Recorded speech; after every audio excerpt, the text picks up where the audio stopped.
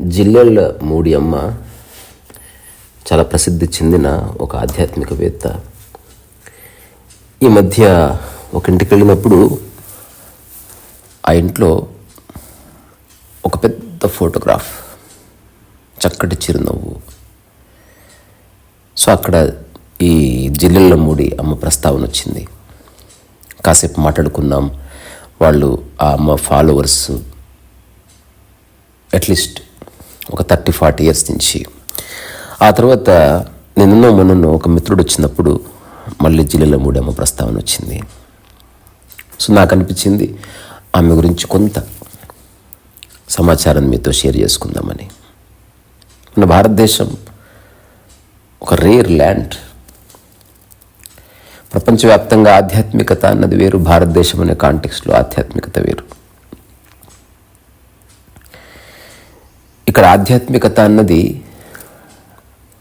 ఒక సమత్వానికి, సామరస్యానికి ప్రతీక, సేవకు ప్రతీక, నిష్కామ కర్మకు ప్రతీక. సో జిల్లెళ్ళ మూడి అమ్మ అసలు పేరు అనసూయదేవి. ఆమె ఆంధ్రప్రదేశ్లోని గుంటూరులో జిల్లెళ్ళ మూడి అనే ఒక గ్రామంలో జన్మ తీసుకుంది. దాదాపు ఒక 100 సంవత్సరాల క్రితం, అంటే 1923 మార్చి 28వ తారీఖున ఆమె జన్మ తీసుకుంది. వాళ్ళ పేరెంట్స్ సీతాపతి అండ్ రంగమ్మ గారు. సో ఒక సాదాసీదా కుటుంబం. అయితే ప్రతి జన్మ వెనుక మనం సరిగ్గా చూస్తే ఒక కారణం ఉన్నట్టు కనిపిస్తుంది, ఆ జన్మ తీసుకున్న వాళ్ళు చేసిన కార్యక్రమాలను బట్టి. అట్లా కాకుండా అందరి జన్మల్లోనూ ఏదో కారణం ఉంటుంది. ఆ విధంగా అందరూ కారణ జన్ములే. అట్లా కాకుండా ఇంకొక విధంగా చూస్తే ఎగ్జిస్టెన్షియల్లీ మనం అంతా కారణ జన్ములం.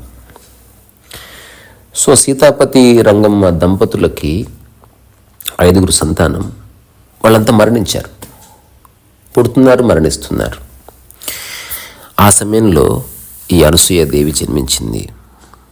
అందుకని ఇంతమంది సంతానం తర్వాత నిలబడ్డటువంటి సంతానంగా ఒక ప్రత్యేకత సహజంగా ఆపాదించబడ్డది. అయితే చిన్నప్పటి నుంచే ఆమె ఒక గమ్మత్తైన ట్రాన్స్లోకి వెళ్ళేది. ఎవరితో ఎక్కువ మాట్లాడేది కాదు. ఒకవేళ ఆడినా గెలుపోవటంలకు అతీతంగా తన ఆట ఉండేది. అందరి పట్ల ఒక సహజమైన ప్రేమ ప్రదర్శించేది, శాంతిని పంచేది. సో జస్ట్ 5-6 సంవత్సరాల వయసు నుంచి ఒక సహజమైన ధ్యానావస్థని, ఒక మౌనాన్ని, ఒక నిశ్శబ్దాన్ని తాను అనుభూతి చెందడం అందరూ గుర్తించారు. తర్వాత చిన్న వయసులో పెళ్లి కూడా చేశారు, 13 సంవత్సరాల వయసు. ఆ తర్వాత ఆమె భర్త పేరు నాగేశ్వరరావు, బ్రహ్మహందం నాగేశ్వరరావు గారని. ఆ తర్వాత ఆమె సంసారిక జీవితాన్ని చక్కగా, అంటే సంసారంలో ఉండి మోక్షాన్ని పొందిన వ్యక్తిగా చెప్తారు. ఆమెకి 2 కుమారులు, 1 కుమార్తె. ఆమె కుటుంబాన్ని చూసుకుంటూ కొన్ని రిమార్కబుల్ వర్క్స్ చేసింది. పేదలకు సహాయం చేయడం కోసం ఒక ధాన్య బ్యాంక్ని ఏర్పాటు చేసింది. మనం అంటాం కదా, గోదాం. ఆ తర్వాత ఆమె జీవితకాలం చేసిన ఒక ముఖ్యమైన పని ఏంటంటే అన్నదానం చేయడం. సో ముందు కడుపు నిండితే ఆ తర్వాత నువ్వు అన్వేషణ చేయొచ్చు. ఆ తర్వాత 1950 ప్రాంతంలో అందరి ఇల్లు అనే ఒక పేరుతో ఆమె ఒక ఆశ్రమాన్ని ఏర్పాటు చేసింది. హౌస్ ఆఫ్ ఆల్ అని దానికి పేరు. అక్కడ అన్నపూర్ణాలయం, అంటే అందరికీ అన్నదానం. ఇప్పుడు ఏ ఆశ్రమానికి పోయినా అన్నదానం అనివార్యంగా ఉంటుంది. ఫస్ట్ నీ ఎగ్జిస్టెన్షియల్ ఆ క్రైసిస్ తీరితే ఆ తర్వాత నువ్వు మిగతా సమయంలో నింపాదిగా ఎంక్వైరీ చేయొచ్చు. అసలు నువ్వు ఆకలితో అలమటిస్తున్నావు అనుకో, నీకు ఆధ్యాత్మికత అర్థమయ్యే అవకాశం లేదు. మెల్లగా ఆమె రకరకాల పల్లెటూరులో ఆమె గురించి కథలుగా ప్రచారం అనేది సహజంగా జరిగింది. అంటే ఇప్పుడున్నంత టెక్నాలజీ కానీ, వాట్సాప్లు కానీ, ప్రొపగండా కానీ ఇలాంటివి ఏవి లేవు ఆ రోజుల్లో. ఆ తర్వాత తన కుమార్తె మరణించింది హైమ యవ్వనంలోనే. ఒక హైమ ఆలయం ఏర్పాటు చేశారు. ఆ తర్వాత 1985లో ఆమె మరణించారు. అనసూయేశ్వర ఆలయాన్ని ఏర్పాటు చేశారు ఆమె యొక్క జ్ఞాపకార్థంగా. సో ఆమె జీవితం అంతా కూడా సేవ, ప్రేమ, ఆ తర్వాత విశ్వజననిగా కీర్తింపబడి ఒక అమ్మతత్వాన్ని ఆమె ముందుకు తీసుకెళ్ళింది. ఒక్కటే, ఏ భేదభావం లేని స్థితి ఆధ్యాత్మికత నేను చెప్పాను కదా, అది మీరు ప్రమాణంగా తీసుకుంటే సరిపోతుంది. మరి ఆమె ఏం బోధించింది? కొన్ని విషయాలు తెలుసుకుందాం. అమ్మ అందరికీ అమ్మ అని చెప్పేది ఆవిడ.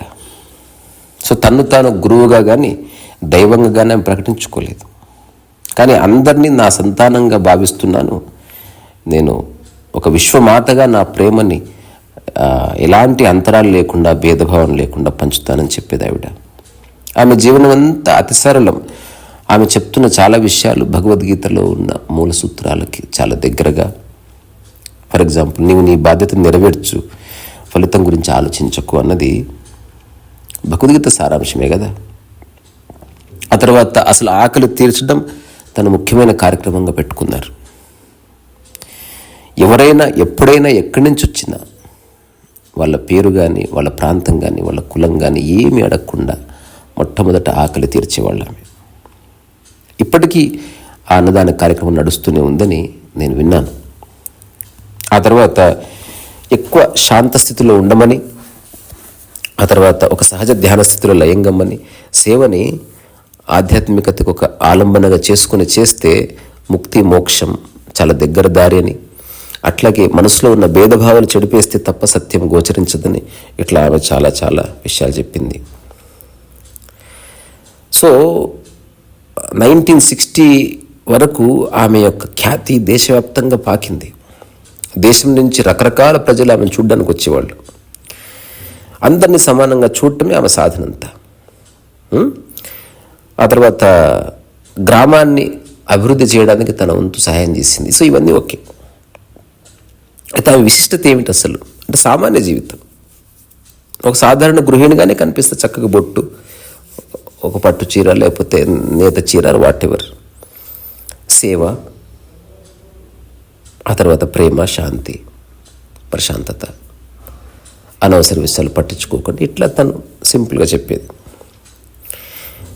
అయితే ఆమె ఫేమస్ కోట్స్ కొన్ని ఉన్నాయి, అవి మీకోసం చెప్తాను. ఊరికి సరదాగా వినండి, వీలైతే గోడ మీద రాసుకోండి. ఇది ఈ జీవితం యొక్క మూలం తెలుసుకున్న ప్రతి ఒక్కరూ చెప్పవలసింది ఏదో ఒక పద్ధతిలో. ఆమె చెప్పింది ఏమిటి? నువ్వు నీ పని చెయ్యి, ఫలితం గురించి ఆలోచించకు. ఆబ్వియస్లీ ఇంతకుముందే చెప్పుకున్నట్టు అది భగవద్గీత వల్ల ప్రేరణ పొందిన మాటగా కనిపిస్తూనే ఉంది. ఇక్కడ విషయం దేంట్లో నుంచి తీసుకున్నామని కాదు, అది మనం ఆచరిస్తున్నామా లేదా అన్నది పాయింట్. అందరూ నా సంతానమే, నేను అందరి అమ్మను అని చెప్పింది ఆవిడ. అంటే అర్థం ఏమిటి? మనం కన్న పిల్లలే మన వాళ్ళు అన్న భావన పోయింది. ఎవరికంటే ఏమి, అందరూ విశ్వం నుంచి బయటకు వచ్చిన వాళ్ళే. రామకృష్ణ పరమహంస చెప్పినట్టు అందరూ ఈ ఒక మహాను యోని నుంచి బయటకు వచ్చిన వాళ్ళే అని చెప్పేవాడు ఆయన. ఆ తర్వాత అతిపెద్ద ధర్మం ఆకలి తీర్చడమే అని జీవితకాలం దాన్ని పాటించింది. అట్లాగే మనం కూడా ఎవరిదైనా ఆకలి తీరుస్తున్నప్పుడు వాళ్ళ కులము, మతం అట్లాంటివి పట్టించుకోకుండా ఆకలి తీర్చాలి. తర్వాత ప్రేమే దైవం, ప్రేమ జీవనం అని కూడా చెప్పింది. ప్రేమ అంటే ఏమిటి? తారతమ్యాలు లేని ఒక స్థితి. నీ పడిపోతే మిగిలిది ప్రేమనే. ఆ తర్వాత నీలో ఉన్న దైవాన్ని చూడు, నీలో ఉన్న అత్యుత్తమమైన లక్షణాలని చూడు, నువ్వు వాటిని ఆవిష్కరించుకో, అదే నీకు దారి చూపిస్తుంది. అంతే. నువ్వు ఏదైనా మంచి పని చేస్తూ పో, సమస్త ప్రపంచము నీకు దారి చూపిస్తుంది, సహకరిస్తుంది, నీకు సలహాలు ఇస్తుంది, ఎవ్రీథింగ్. నీలోనే శాంతి ఉంది, అది బయట వెతుకొద్దని చెప్పింది ఆవిడ. ఎంత అద్భుతం అసలు. ఆధ్యాత్మికత అంటే అందరు చేస్తున్నది, ఎక్కడెక్కడో వెతుకుతున్నది. ఎక్కడ వెతికినా చివరికి నీలో వెతకవలసిందే. నువ్వు హిమాలయానికి పోయినా చివరికి నీలో వెతకవలసిందే, ఆశ్రమానికి పోయినా నీలో వెతకవలసిందే. అలాంటప్పుడు పోవడం ఎందుకు? నువ్వు వెళ్ళిన తర్వాత మూసుకుంటున్నది కళ్ళే, అంతటి దానికి నువ్వు పెద్ద పెద్ద బిల్డింగ్లు ఉన్న చోట కూర్చొని కళ్ళు మూసుకోవడం ఎందుకు? అవన్నీ ఇంద్రియాల కోసం కదా. అన్నిటికంటే ముఖ్యమైన ఆమె బోధన ఏమిటంటే, జీవితం అన్నది ఒక బహుమతి, దాన్ని హాయిగా సేవలో గడుపు. సేవ అన్న ప్రేమ అన్న ఒకటే, భేదభావం లేని స్థితి.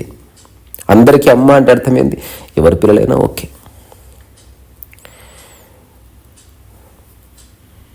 సో ఆమె జీవితంలో చాలా మిరాకిల్స్ ఉన్నట్టు చెప్తారు.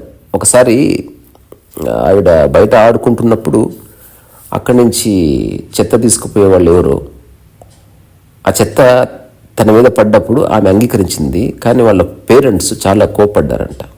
అంటే అప్పట్లో ఈ కుల మతాలు వివక్షలు ఉన్నాయి కదా, ఆ చాండాలం అంతా నీ మీద వేసుకున్నావు, నువ్వు బ్రాహ్మణుల పిల్లవి, అది ఇదని చెప్పినప్పుడు అప్పుడు ఈవిడ చెప్పిందట ఆ చిన్న వయసులో, మీ వల్లే అట్లా జరుగుతుంది, ఆ భేదభావాన్ని మీరు మరింత పోషిస్తున్నారు. సో చిన్నప్పటి నుంచి ఒక చిన్న స్ఫురణ ఉంది. ఆ తర్వాత చెట్లతో కూర్చొని హాయిగా మాట్లాడేదంట. వాళ్ళ అమ్మ ఒకసారి వచ్చి, ఏమ్మా ఎవరితో మాట్లాడుతున్నావు అంటే, చెట్లు నాతో మాట్లాడితే, పక్షులు మాట్లాడితే నేను పక్షులతో మాట్లాడుతున్నాను, మా ఇద్దరి మధ్యన కమ్యూనికేషన్ ఉంది అని. అందరికంటే ముఖ్యమైన విషయం, చిన్నప్పుడు ఆడుతున్నప్పుడు గెలుపైన ఓటమైనా ఆస్వాదించడం వరకే తన పని. ఇట్లాంటివన్నీ రియల్లీ రిమార్కబుల్ కదా. తర్వాత ఆమె జీవితాన్ని ఆధారం చేసుకుని చాలా పుస్తకాలు బయలుదేరాయి. ఎకిరాల భరద్వాజ గారని, ఆయన కూడా ఒక spiritual master. The life and teachings of Jillellamudi అమ్మ అనే ఒక పుస్తకం రాశారు. దాంట్లో ఆమె బోధనలు, సందేశాలు ఒక వ్యక్తి దృక్పథంలో రికార్డ్ చేశారు. ఆ తర్వాత అమ్మ జీవిత మహోదధి అనే ఒక పుస్తకం, అందులో ఆమె జీవితంలో చేసిన అద్భుతాలు ఇట్లాంటివి వివరించబడ్డాయి. గ్లిమ్స్ ఆఫ్ మదర్, ఇది మార్వా ఎల్ హెంఫిల్ అనే ఒక వ్యక్తి ఆధ్వర్యంలో ఎకిరాల భరద్వాజ గారు రాశారు. అది ఇంగ్లీష్లో రాయబడ్డది. ఆమె యొక్క ఆధ్యాత్మిక దృక్పథం ఏమిటని చెప్పేటువంటి పుస్తకంగా దీన్ని చెప్తారు. వాయిస్ ఆఫ్ మదర్, ఆమె సందేశాలు, బోధనలు ఇట్లాంటివన్నీ కూడా. ఆ తర్వాత విశ్వజనని అమ్మ జిల్లెలమూడి, ఇదొక చిత్ర పుస్తకంగా, ఒక ఇలస్ట్రేటెడ్ మ్యాగజైన్గా తీసుకొచ్చారు. సో ఎంతమంది ఎన్ని రాసినా, ఎంతమంది ఎన్ని చెప్పినా, మనకెన్ని తెలిసినా, మనం ఆచరిస్తేనే అది మనకు అర్థమైనట్టు అని మాత్రమే నేను చెప్పాలనుకున్నా. ఆచరణకి ఒదగని, ఆచరణకు దిగని జ్ఞానము నిరర్థకం. మొక్క ఎలా నాటాలో తెలుసు మానసికంగా, నువ్వు నాటకపోతే ఎట్లా? వంట ఎలా చేయాలో అందరికీ తెలుసు, నువ్వు కిచెన్లోకి వెళితే కదా తెలిసేది. అట్లాగే ఆనందంగా ఉండాలని మానసికంగా అనుకోకు, దాన్ని శరీరంతో పనిచేయడం వల్ల, శరీరానికి సింక్రనైజ్ చేయడం వల్ల నిజమైన ఆనందము, నిజమైన ధ్యాన స్థితి, నిజమైన సాక్షి, నిజమైన సామరస్యం, నిజమైన సమత్వం ఇవన్నీ పుడతాయి. సో ఇక్కడి నుంచే మీ అందరిలో ఉన్న ఓపికకి శిరస్సు ఉంచి నమస్కారం చేస్తున్నా. అట్లాగే ఇక్కడి నుంచి జిల్లెలమూడి అమ్మగారికి, అట్లాగే ఎలాంటి భేదభావం లేకుండా సమస్త విశ్వంలో ఉన్న ప్రతి ప్రాణిని, ప్రతి ఎంటిటీని ప్రేమించే స్వభావం ఉన్న వాళ్ళందరికీ శిరస్సు ఉంచి నమస్కారం చేస్తున్నా.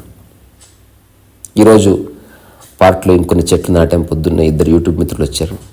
సాయంత్రం ఇంకెవరు వస్తున్నారు చెట్లు నాటడానికి. ఇంకొన్ని పూల మొక్కలు నాటుతా. రియల్లీ భలే ఉంది చిన్న పని, పనికిరాని పని, అకారణమైన పని, జస్ట్ శుద్ధమైన పని అంతే. రీసరస వయసు.